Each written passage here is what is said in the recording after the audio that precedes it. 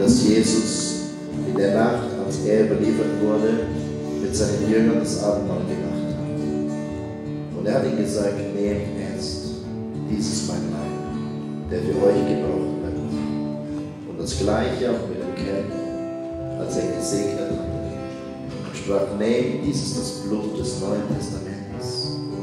Dies ist das Blut, das die Sünden der vielen bereinigt, wäscht, sauber macht. Amen. Das Blut des Neuen Testamentes.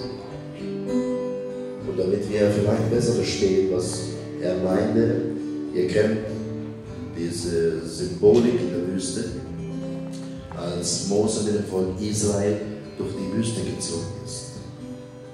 Und dann diese große Ungehorsam, immer wieder diese Ungehorsam, diese Rebellion gegenüber Gott, wo Gott ihnen dann feurige Schlangen gesandt hat. Wir kennen diese Stelle in der Schrift, wo Gott Schlangen in die Mitte des Volkes gesandt hat. Und dann, das waren auch giftige Schlangen, und wen immer die Schlangen gebissen haben, die mussten auch mit dem Tod rechnen. Und dann hat Mose eine eherne Schlange gebaut, gemacht, weil Gott es ihm so gesagt hat.